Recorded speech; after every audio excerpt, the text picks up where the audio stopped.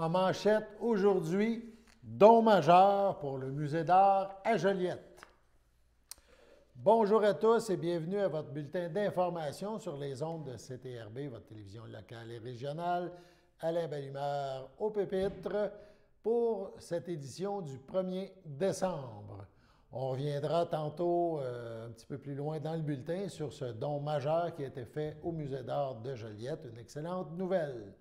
Tout d'abord, une petite nouvelle en commençant. À Sainte-Geneviève-de-Berthier, on parle de fermeture de la rue qui mène au pont Grand-Champ, c'est le pont couvert. Suite à des travaux, la municipalité de Sainte-Geneviève-de-Berthier a dû fermer la rue menant à ce pont historique. On suit le dossier et on vous reparlera quand tout sera revenu à la normale dès que possible, probablement dans un prochain bulletin.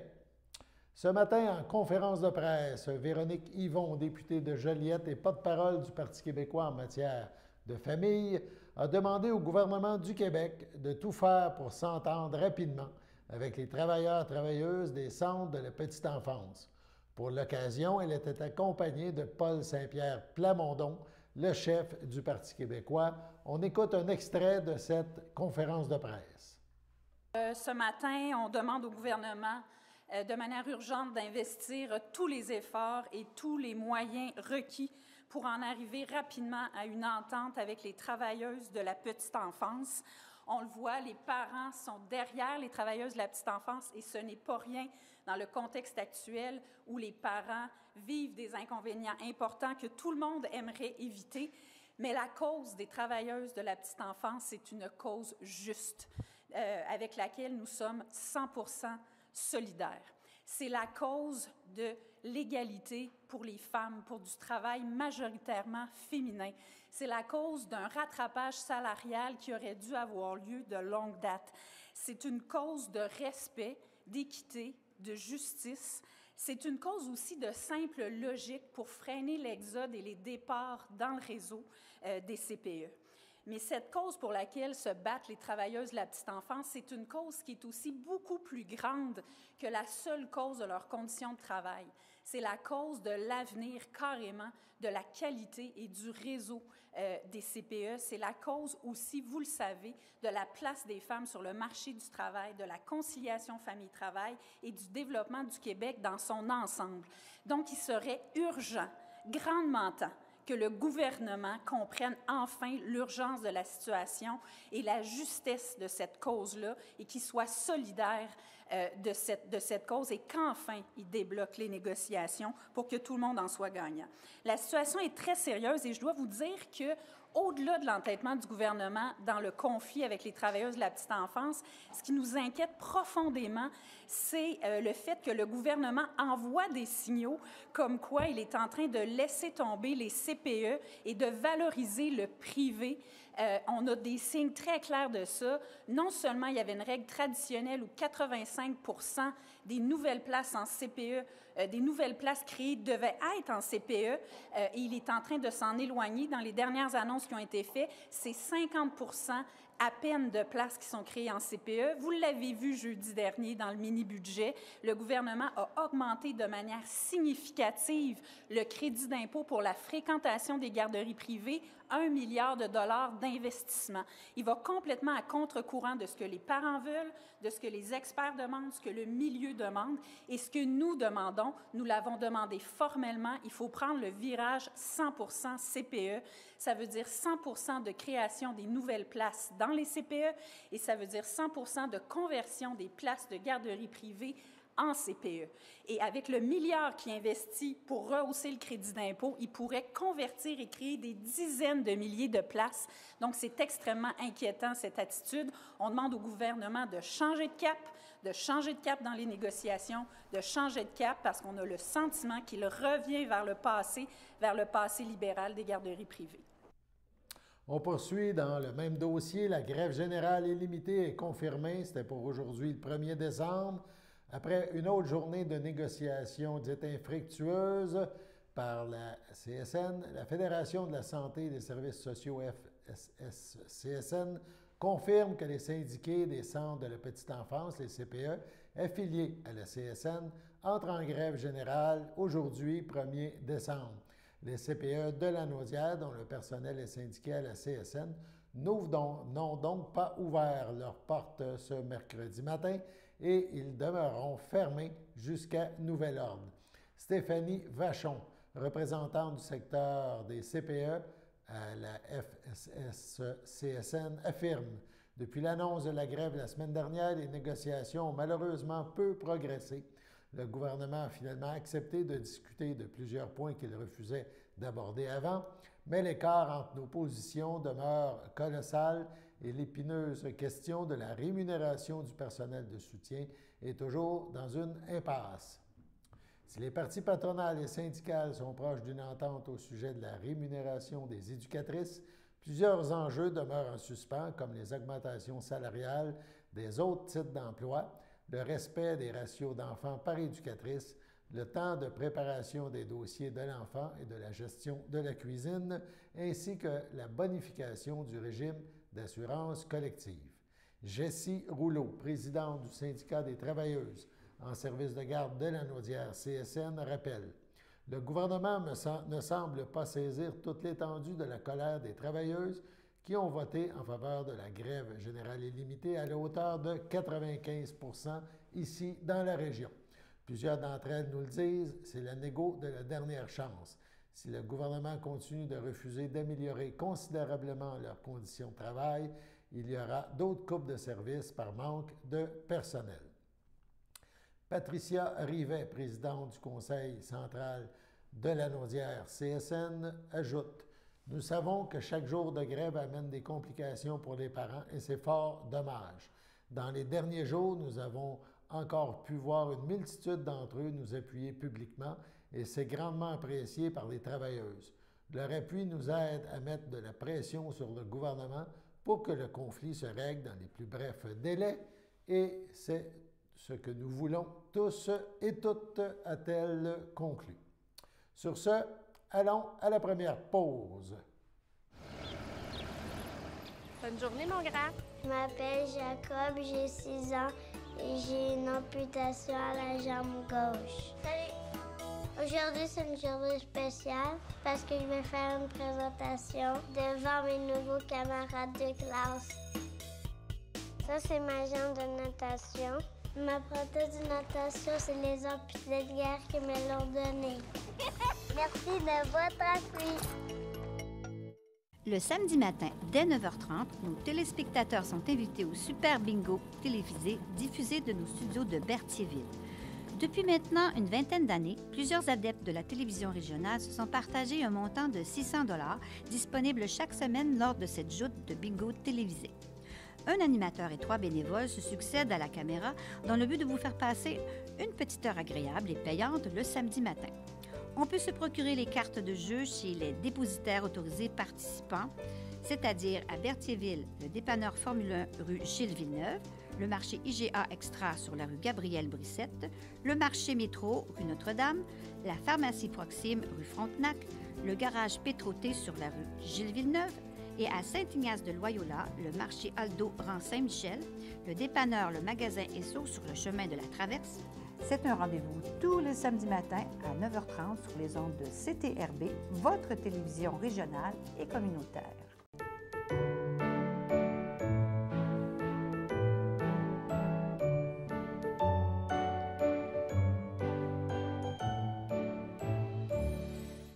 On y va avec les anniversaires en ce 1er décembre. La FADOC de l'Île-du-Pas souhaite bonne fête à Philippe Hainaut, à Rémi Bourque et à Lise Poc. Le Centre d'action bénévole d'Autré souhaite bonne fête à Yann Martin et les filles d'Isabelle de Berthier, le Cercle 699, souhaitent un heureux anniversaire à Pierrette Marchand-Lachapelle. On vous invite maintenant à être des nôtres samedi matin sur les ondes de CTRB, 9h30, pour notre traditionnel bingo. Mais là, on parle d'un bingo spécial avec 2000 $ en prix, un bingo du temps des fêtes. Fait que l'heureux ou les heureux chanceux qui se mériteront le 2000 $ ou partageront ce 2000 $, je pense juste avant le temps des fêtes, ça pourrait être une très bonne nouvelle. Donc, le bingo spécial du temps des fêtes sur des ondes de CTRB, c'est ce samedi. samedi prochain, donc 9h30. On vous invite à être des nôtres pour ce bingo du temps des fêtes.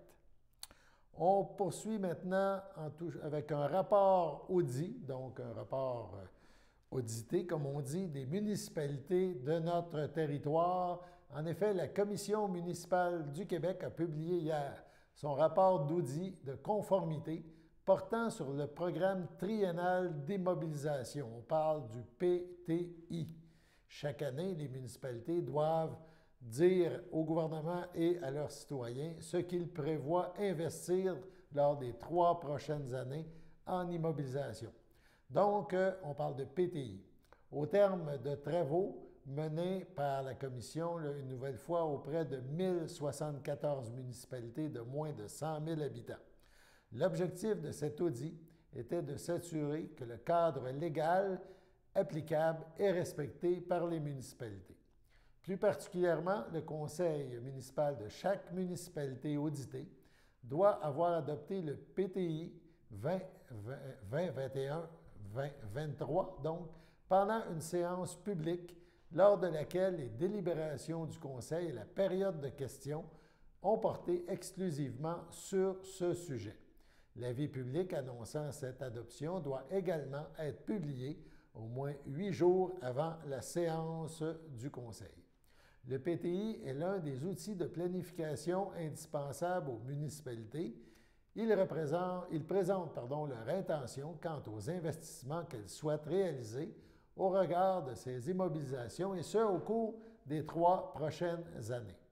Lorsque nous regardons le rapport, on peut y voir que quelques municipalités de la MRC de Dautré ne sont pas conformes avec les règles puisqu'une séance exclusive au sujet du PTI n'a pas été réalisée. Ces municipalités sont Lanoret, Lavaltrie, Mondeville, Saint-Barthélemy, Ville-Saint-Gabriel, la municipalité de Saint-Gabriel-de-Brandon et Saint-Norbert. Puisque le PTI n'a pas été adopté, on ajoute à ces municipalités qui ne sont pas conformes Saint-Cléophas de Brandon et Sainte-Geneviève de Berthier. Quelques statistiques maintenant sur les 1074 municipalités du Québec qui ont fait l'objet de l'audit. Seules 474 d'entre elles, 44 sont conformes aux exigences légales attendues. 600 municipalités, 56 n'ont pas respecté une ou plusieurs exigences légales, parmi lesquelles 217 ou 20 des municipalités n'ont adopté aucun PTI ou l'ont adopté pour un seul exercice financier, ce qui est hors du cadre légal. La Commission recommande aux municipalités qui ne se sont pas conformées à une ou plusieurs des exigences légales ayant fait l'objet de l'audit de prendre les dispositions nécessaires pour que l'adoption du PTI soit conforme à l'encadrement légal applicable. On se tourne maintenant du côté de Joliette et plus particulièrement du musée d'art de l'endroit. On parle d'un don majeur. En effet, une 50aine d'œuvres d'art d'importance, principalement des sculptures et des peintures, viennent d'être ajoutées à la collection déjà imposante du musée d'art de Joliette. Parmi ces œuvres, 9 sont de Riopelle et 4 de Bordua. Cet important don de la famille Morisset, qui voue un attachement profond à la région de Lanaudière, contribue à la préservation de la culture et du patrimoine au travers d'œuvres d'art de grand intérêt. Cette importante donation d'œuvres est agrémentée d'un don en argent de 100 000 $. Ce montant servira à assurer la conservation des œuvres nouvellement acquises ainsi qu'à diffuser la collection du musée d'art de Joliette de manière générale. L'une des salles de l'exposition permanente du musée d'art vient également d'être baptisée Salle Famille Dr Richard Morisset, afin de souligner l'importance de ce geste philanthropique pour le développement de l'institution muséale lanaudoise. Si la famille Morisset a choisi le musée d'art de Joliette pour faire ce don, ce n'est pas le fruit du hasard. Louis Morisset, fils du docteur Morisset, raconte: Nous sommes des amoureux de la région de la Naudière. Cette magnifique région fait partie de l'histoire contemporaine de notre famille. Mes grands-parents y sont venus pour la première fois dans les années 1940. Éric Morisset, fils aîné du docteur Morisset, rajoute: « Pour cette collection, nous avions une volonté commune de la garder unifiée et d'en faire profiter les autres. Nous avons été particulièrement impressionnés par l'approche chaleureuse et humaine de l'équipe du Musée d'art de Joliette. Cela nous a tout de suite plu à notre père et aux membres de notre famille. » Jean-François Bellil, directeur général du Musée d'art de Joliette, ajoute à son tour: « Nous sommes très fiers d'accueillir cette magnifique collection d'œuvres d'art qui sera immédiatement exposée dans nos salles. Il s'agit d'un des plus importants dons que le Musée d'art de Joliette ait reçu. Le Musée d'art de Joliette devient en quelque sorte un écrin pour les œuvres, un endroit où elles seront conservées pour l'éternité. » Richard Morisset ajoute: « La contemplation de cette collection me permet d'adoucir les difficultés rencontrées dans ma vie professionnelle de médecin, entre autres par l'enrichissement visuel de mon environnement. » En confiant sa collection au Musée d'art de Joliette, la famille Morisset désire que son geste en inspire d'autres afin qu'une culture philanthropique forte se développe toujours davantage au sein de la communauté francophone du Québec.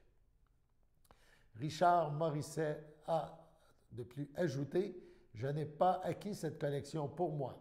Je ne dis pas que je n'ai pas eu de plaisir à la constituer. Je dis que je l'ai constituée dans le but, au soir de ma vie, de la donner à la collectivité. Cette collection, j'en aurai été le gardien pour un temps.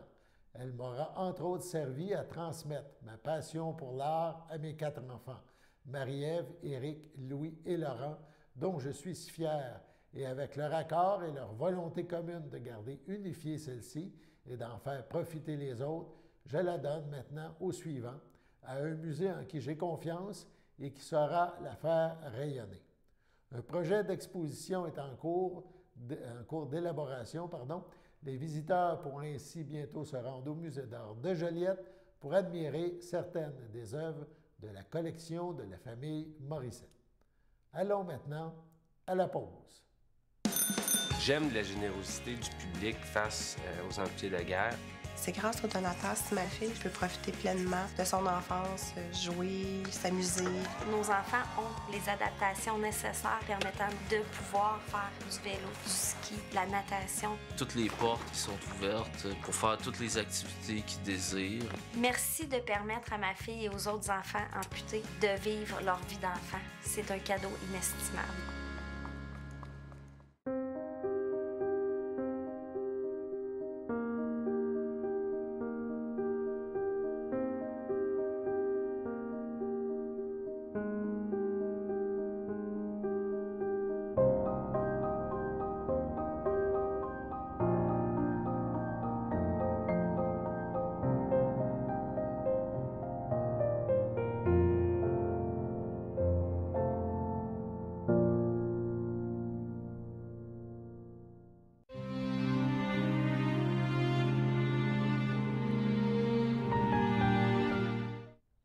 Au CHDL de Saint-Charles-Borromée, le 15 novembre, à 92 ans, est décédé M. Yvon Saint-Jean, demeurant à Joliette. Lui a précédé ses fils, François et Bernard. Il laisse dans le deuil ses enfants, Sylvain, France, Joanne, Yvon, Thérèse, Roger, Éric et leurs conjoints-conjointes, ses beaux-enfants, Luc et Lynn Barry, leurs conjoints-conjointes, ses petits-enfants, ainsi que plusieurs autres parents et amis. Selon ses volontés, M. Saint-Jean ne sera pas exposé. Une cérémonie aura lieu en toute intimité à une date ultérieure. À la résidence Le Champêtre de Sainte-Ambroise de Kildare, le 24 novembre, à l'âge de 90 ans, est décédée Mme Madeleine Drainville, épouse de feu Jacques Chaput, demeurant à Berthierville et native de l'Île-du-Port. Elle laisse dans le deuil ses enfants, Marie Chaput, Marc Paquin, Lise Chaput, Ghislain Gilbert, Bernard Chaput, Nancy Blais, Roger Chaput, Guylaine Poupard, ses petits-enfants Marie-Ève, Dany, Vincent, Marie-Philippe, Carl, Gabriel, Marie-Claude, Marc-Olivier, Laurence, Élisabeth, Charles, Julien, Mélissa, son arrière-petite-fille Jasmine, sœur Anne-Marie Drainville, son frère Victor Drainville, Denise Desiel, ses belles-sœurs Rolande Fafard, épouse de feu Roland Drainville, Colette Latour, épouse de feu Guy Drainville, Muriel Coder, épouse de feu Rosaire Chaput, Claudette Chaput, Céline Lambert, Claude Chaput, Céline Lambert, Claudette Chaput, ainsi que plusieurs neveux et nièces. Vos témoignages de sympathie peuvent se traduire par des dons à la Fondation du Centre hospitalier régional de la Naudière, le CHRDL. Des remerciements particuliers s'adressent au personnel de la Villa Berthier, du CHRDL de Joliette et de la résidence Le Champêtre de Saint-Ambroise. La famille vous accueillera samedi le 4 décembre, dès 10 h au complexe funéraire Efterio à Berthierville. Suivront les funérailles en l'église de l'Île-du-Pas à 14 h 30.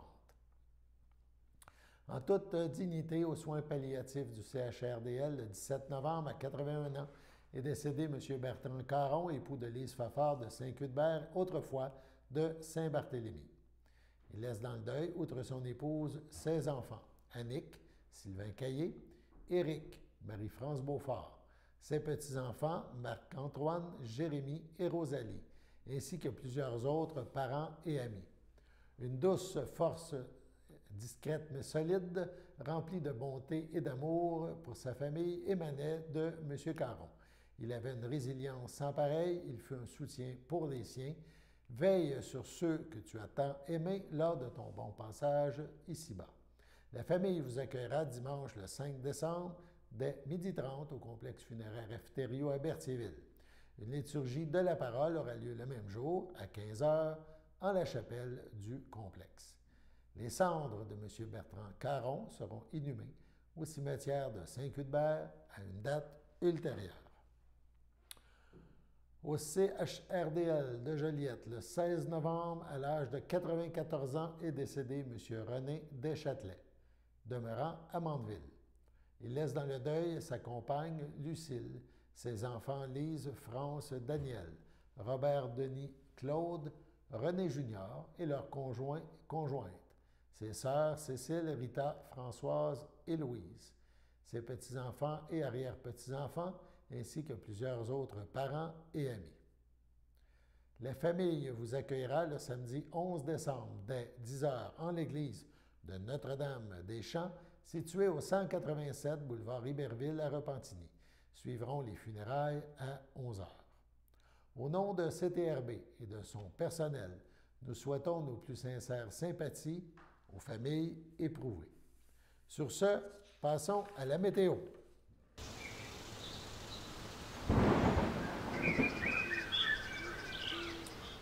Météo maintenant, on parle des prochaines heures.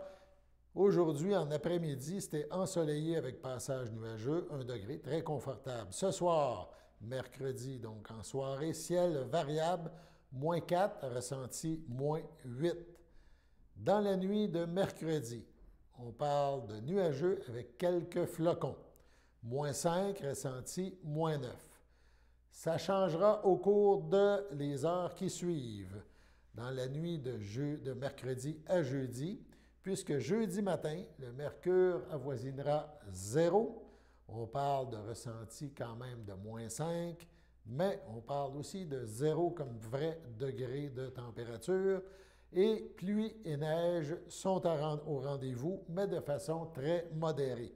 Environ 1 à 3 mm de pluie et on parle de moins de 1 cm de neige. Jeudi, en après-midi, la pluie se poursuivra. La température sera plus chaude. On parle de 4 degrés. On parle aussi d'environ 5 mm de pluie. Jeudi en soirée, donc demain soir, on parle de nuages, d'averses, mais encore de façon très modérée. Le mercure sera toujours à la hausse, on parle de 4 degrés. On ressentira 0 ou environ, donc ce sera doux pour cette soirée de jeudi. Et moins de 1 mm de pluie s'ajoutera avant, évidemment, que la température se refroidisse. On reviendra un petit peu à des températures plus normales. On termine avec quelques petites informations, puisqu'il nous reste un peu de temps. On revient au bilan COVID d'hier émis par le CI3S de Lanaudière. On parle de 590 cas actifs de gens qui éprouvent, évidemment, qui sont atteints de la COVID-19 dans Lanaudière. On parle de 7 hospitalisations, 3 personnes aux soins intensifs. Le nombre de décès depuis le début de la pandémie atteint 534, 27 594 Lanaudoises et Lanaudois qui ont contracté la COVID depuis le tout début de cette pandémie sont aujourd'hui rétablis. Par MRC, évidemment, celle qui compte le plus de cas est la plus proche de Montréal. On parle de la MRC Les Moulins avec 193 cas. La MRC de l'Assomption suit avec 168 cas actifs. La MRC de Matawini a connu un bond au niveau des cas assez impressionnant, puisque au 30 novembre, on parlait de 105 cas actifs. Les 3 autres MRC comptent beaucoup moins de cas. La MRC de Montcalm affiche 48 cas, celle de Joliette 40 cas et la MRC de Dautré compte 36 cas. De ces 36 cas, 29 sont cependant à Lavaltrie. Donc, c'est le portrait COVID pour l'instant. On va y aller avec une autre petite information. Lors de son gala annuel, le gala des agricultrices de Lanaudière, de Laurentides et de l'Outaouais, c'est regroupé ensemble, ça s'est déroulé le 20 novembre.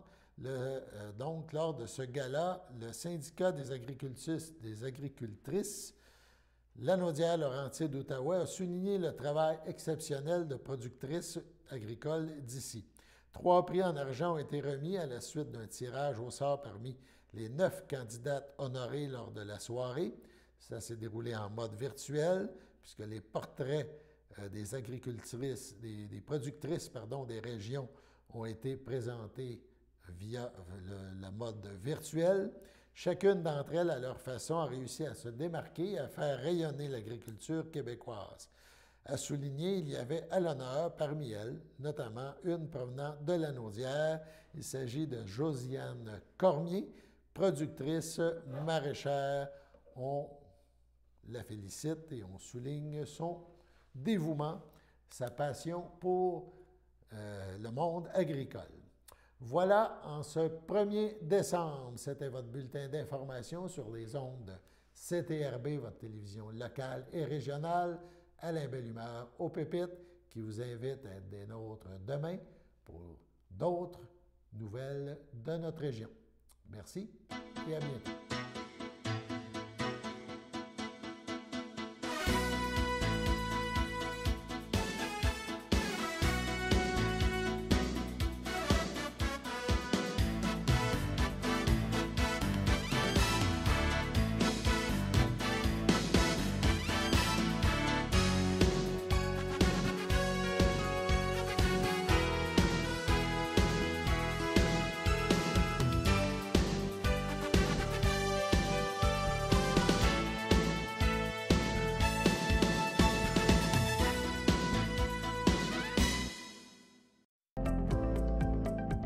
Les télévisions communautaires autonomes du Québec, ce sont les télévisions les plus importantes parce qu'elles sont proches de la communauté.